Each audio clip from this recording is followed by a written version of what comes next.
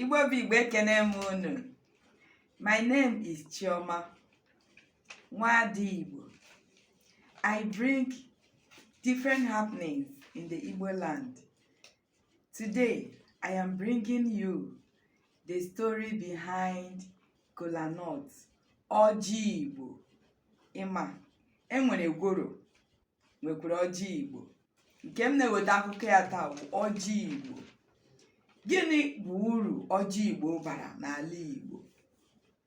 Ọkwa ma na ndị Igbo na-asị onye wetara ọjị wetara ndụ.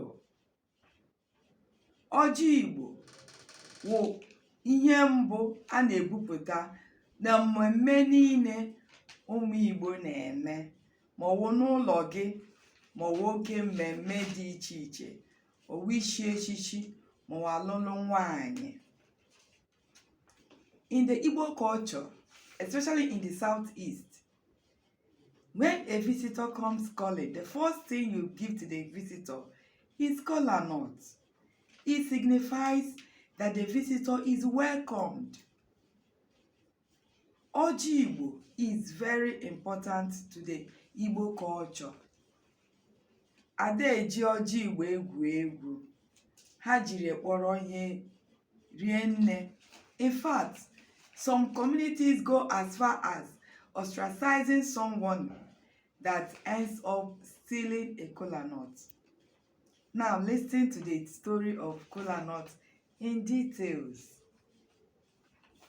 When a visitor comes or there is any form of celebration or ceremony and Igbo Kolanut is presented, it's normally the eldest man or a traditional ruler, if he is present, that blesses the Kolanut, because the Kolanut cannot be broken, it cannot be shared, it cannot be eaten without prayers.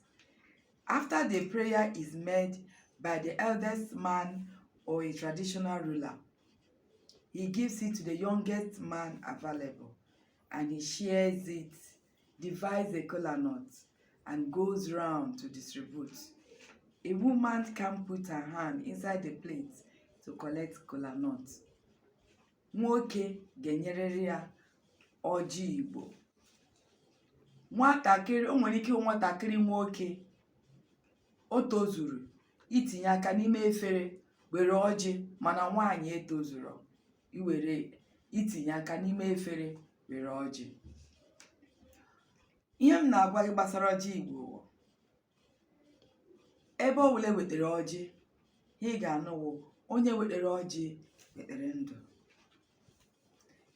Ọjị Igbo signifies unity. It signifies togetherness. It signifies peace. It signifies integrity. Today, you need to get to know every single thing about the Igbo culture that adores Kolanut. Igbo cannot do without Kolanut.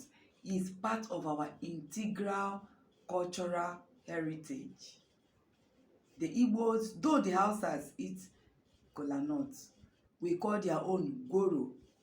But our Igbo culture, we have a native Kolanut. It's normally more bitter than goro. You can easily eat goro, but the Igbo native Kolanut is bitter. So till I bring you more news in this channel, remember this channel promotes Omenala Igbo, everything that has to do with the heritage of the Igbos, for you to know what is about the Igbos and understand and enjoy and appreciate the beauty of the Igbo culture. My people, I greet you.